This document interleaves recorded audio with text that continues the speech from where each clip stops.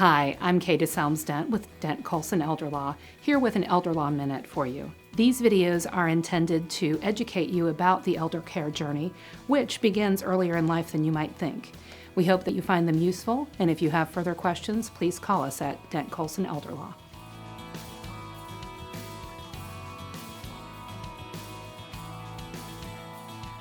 Today, I want to talk to you about the importance of selecting the right people to act as fiduciaries for you. And the first question I always get is, what is a fiduciary?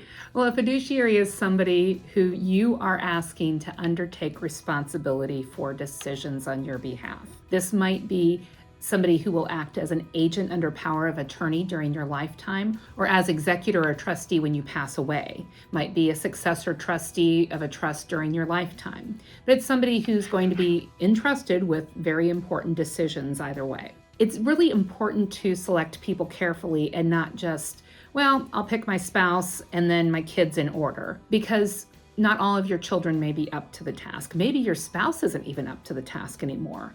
It's not uncommon for me to have very difficult decisions with clients as they age about whether the spouse really is in a position to act as a fiduciary anymore.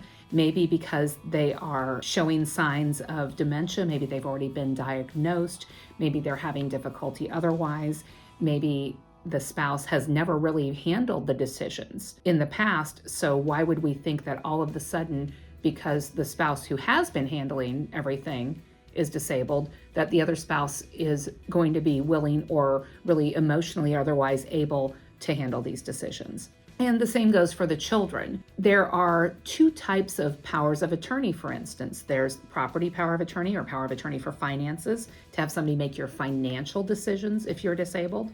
And there's the power of attorney for healthcare, obviously for somebody to make your healthcare personal decisions if you're disabled. In most cases for married couples, the spouse is the first choice, and that's fine in most cases. Beyond that, maybe the kids are or are not good selections. For instance, we want to consider the children's ages. Even if they are technically adults at 18, are they really up to the task for either one of these types of decisions? Even if they're 25 or 26, are they really up to it? And do you trust them all the same way? When it goes beyond the spouse, I start talking with clients about whether or not they should have a different agent for healthcare decisions as opposed to financial decisions, maybe based on people's strengths and weaknesses. Even with a spouse, if we're dealing with a blended family, in other words, a second marriage situation, maybe we want the spouse making healthcare decisions but not financial decisions, or vice versa. Maybe if it's a fairly new marriage, the spouse is fine making financial decisions, but the kids need to be involved for emotional or other reasons making the healthcare decisions. Every family is different and everybody's tolerance for certain things are different. But the bottom line is to pick people that you trust. Not just people that you trust to do the right thing, but people that you trust to make decisions as much like you would make if you were able, or if you were still around. And also to not be overly influenced by third parties. Maybe you really trust your daughter, but not so much her husband, and you know he'd really be calling the shots. So is your daughter really somebody you should appoint? I've had clients tell me, well, I should appoint my oldest daughter because if I don't, she'll throw a fit. Red flag there, folks. That's the best reason not to appoint her. If this is a power trip for her, she's not the person for the job.